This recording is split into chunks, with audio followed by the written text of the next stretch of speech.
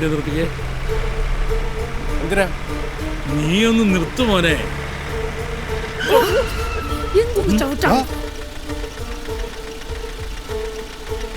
റോഡിന് നടുക്കുന്ന അങ്ങോട്ട് മാറ്റി നിർത്തടാ.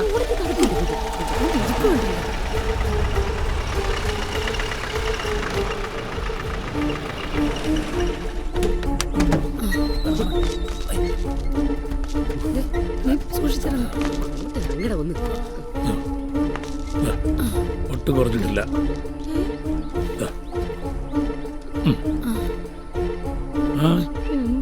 എന്തോ അടി. ഇച്ചിരി കൂടെ എന്താ ഡോറടക്കടാ. അമ്മാവി നീ എന്തെങ്കിലും ഉണ്ടെ വിളിക്കാം. അപ്പൊ എല്ലാം പറഞ്ഞോ, ഞാൻ വിളിക്കാം.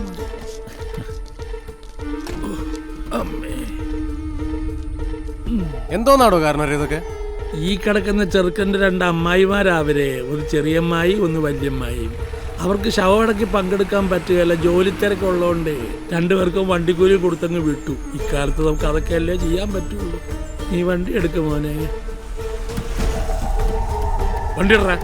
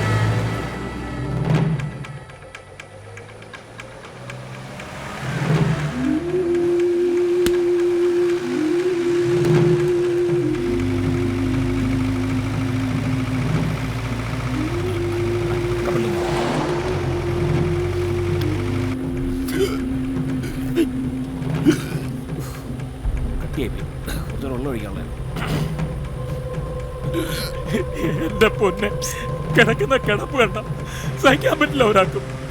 എങ്ങനെ വളർത്തിയ മോനാണെന്ന് അറിയാമോ?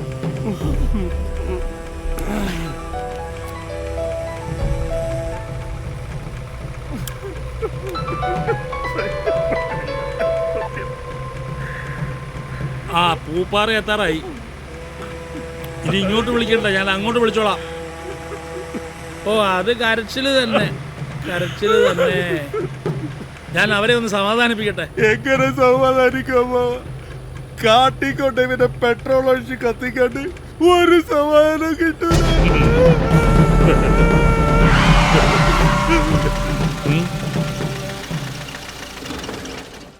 എന്താണ് വണ്ടി ഇറങ്ങിയ?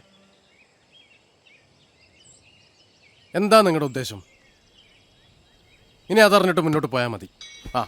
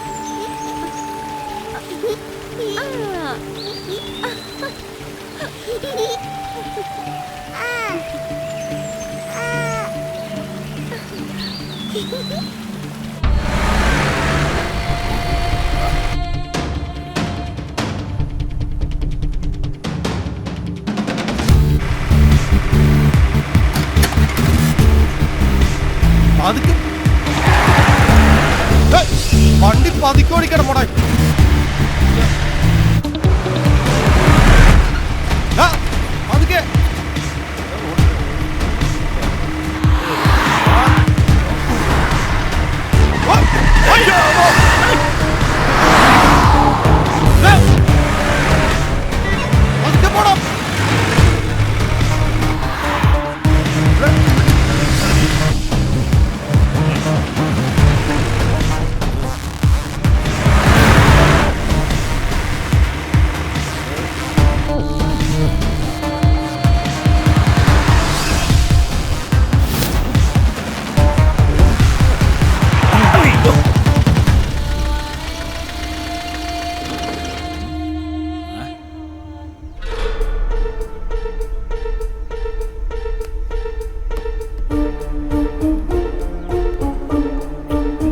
പ്രശ്നം എന്തോന്ന്? നിന്റെ അടുത്ത് തന്നെ ചോദിച്ച പ്രശ്നം എന്താണെന്ന്. ഈ വണ്ടി ഇടയ്ക്ക് സ്പീഡ് ഓടിക്കും, ഇടയ്ക്ക് നിർത്തും.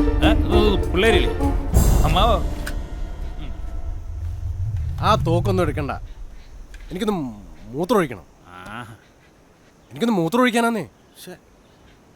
പറഞ്ഞ പോലെ എനിക്ക് ഒഴിക്കണമായിരുന്നു. നിനക്ക് ഒഴിക്കണ്ടേ? ഇറങ്ങ. ആ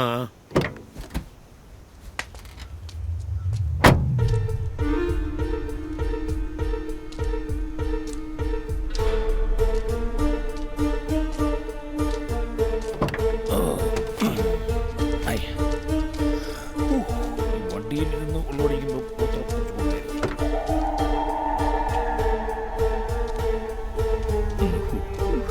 ഒഴിക്കാം. നീ ആദ്യം ഒഴി.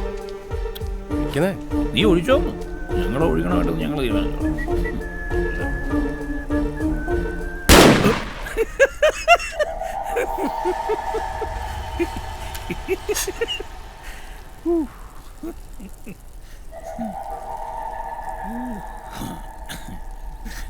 മൂത്രമൊഴിക്കേണ്ടവർക്കൊക്കെ വന്ന് മൂത്രമൊഴിക്കാം.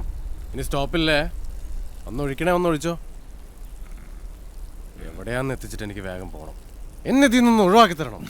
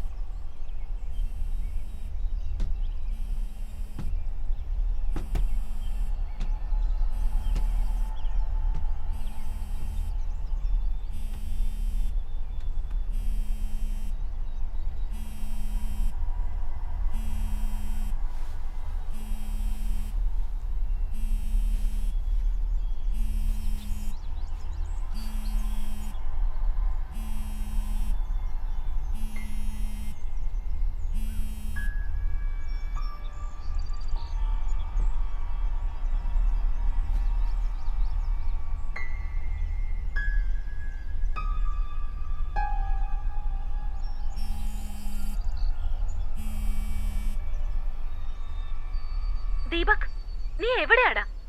എത്ര ടൈമായി ഞാൻ വിളിക്കുന്നു. ഭാവി അമ്മായിയച്ഛനാണ്, ഇവിടുത്തെ കാര്യങ്ങളൊക്കെ ഞാൻ മാനേജ് ചെയ്തോളാം എന്നൊക്കെ വിളമ്പിട്ട്. ആക്ച്വലി നീ ഇപ്പൊ എവിടെയാ? നിന്നെ വിളിച്ചിട്ട് കിട്ടാതായപ്പോ ഞാൻ നേരെ ഹോസ്പിറ്റലിലേക്ക് പോന്നു. രഞ്ജുവിനോടും നെവലിനോടൊക്കെ ചോദിച്ചപ്പോ നീ ഉച്ചവരെ ഇവിടെ തന്നെ ഉണ്ടായിരുന്നു എന്ന് പറഞ്ഞു. ഇവിടെ ഇപ്പൊ അച്ഛന് കുഴപ്പമൊന്നുമില്ല. എന്നാലും എന്താടാ നീ ഫോൺ അറ്റൻഡ് ചെയ്യാതിരുന്നേ? അച്ഛനോട് നീ എന്തെങ്കിലും സംസാരിച്ചോ? എന്തെങ്കിലും പ്രശ്നമുണ്ടോ? ഹലോ, ഞാൻ വിളിക്കാം.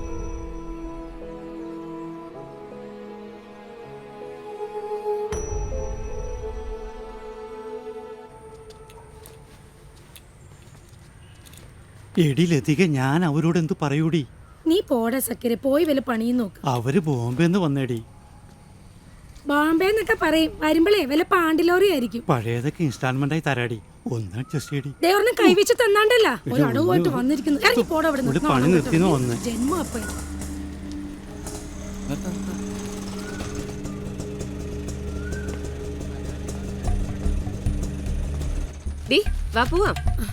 ഡീ സിന്ധു, നമ്മുടെ പഴയ സക്കീർ വന്ന് വിളിച്ചടി. അവനെ ബോംബെന്ന് ആൾക്കാരെ കൊണ്ടുവന്നേക്കുന്നു. അവന്റെ വീട്ടിൽ നിന്ന് ആരെങ്കിലും കൊണ്ടുപോയി കൊടുക്കാൻ പറ.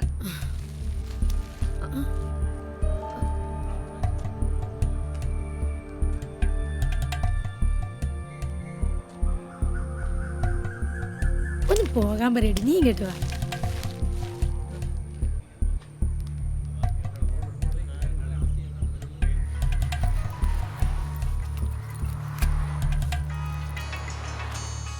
ഹലോ, ആണോ? അത് ശരി.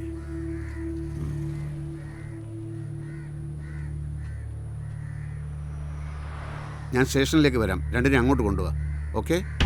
ഇങ്ങനെ സംശയിച്ച് നോക്കാനായിട്ട് ഞങ്ങൾ എന്ത് ചെയ്തു നീ പറയുന്നേ? നിങ്ങൾ പോലീസുകാർ തന്നെ ഓരോന്ന് പറഞ്ഞു ചെയ്യിക്കും, എന്നിട്ടൊന്നും അറിയാത്ത പോലെ ഓരോ ചോദ്യങ്ങളും.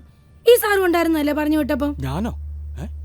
എടേ എടീ, അത് ഈ സാറല്ല, അത് കുറച്ചുകൂടി ചെറുപ്പമുള്ള സാറായിരുന്നു. ആ മോന്തിക്കിട്ടായിരുന്നു നോക്കുന്നു. കരയാൻ പറഞ്ഞപ്പോ അങ്ങ് കരഞ്ഞു. എന്നിട്ട് കാശ് മുഴുവൻ കിട്ടിയോ? 5ന്റെ കാശ് കുറവില്ലാണ്ട് കിട്ടി. എന്നാ പോയിക്കോളൂ. കണ്ടോടി, കാശ് കിട്ടിയില്ലെങ്കിൽ ചോദിക്കാനും പറയാനും ആളൊക്കെ ഉണ്ട്. സാറേ, എസ് ഐയുടെ ചാർജ് മാത്രമേ ഉള്ളൂ. അതിബുദ്ധി കാണിച്ച് കുഴപ്പങ്ങളൊന്നും ഉണ്ടാക്കി വെക്കില്ലേ. അതിന് അത്ര വലിയ ബുദ്ധിയൊന്നും വേണ്ടടോ. കണ്ണ് തുറന്ന് പിടിച്ചാൽ മതി. ബോഡി ഹോസ്പിറ്റലിൽ എത്തുന്നത് 12:30. നമ്മൾ ഏകദേശം 12:45 ഹോസ്പിറ്റലിൽ എത്തുമ്പോൾ പോസ്റ്റ്മോർട്ടം കഴിഞ്ഞ് ബോഡി കൊണ്ടുപോകാൻ റെഡി. ചുരുങ്ങിയത് 45 മിനിറ്റെങ്കിലും വേണ്ടേ പോസ്റ്റ്മോർട്ടത്തിന്? പിന്നെ ഇതെങ്ങനെ 15 മിനിറ്റ് കൊണ്ട് നടത്തി? അപ്പോൾ നമ്മൾ ഹോസ്പിറ്റലിലെത്താൻ വൈകിയതല്ല, അവർ കാര്യങ്ങൾ നേരത്തെയാക്കിയതാണ്. എന്റെ സാറേ, ഇത് പിള്ളേർ കുട്ടിയും കോലും കളിച്ച കേസല്ല. ഇതിന്റെ പുറകെ വെറുതെ തൂങ്ങണ്ട. അല്ല, ഇത്ര തിരക്ക് കൂട്ടി സത്യനാഥൻ ആ ബോഡി എവിടെയാ കൊണ്ടുപോയെന്ന് അറിയണ്ടേ? ജോസേ, അത് കണ്ടെത്തണം.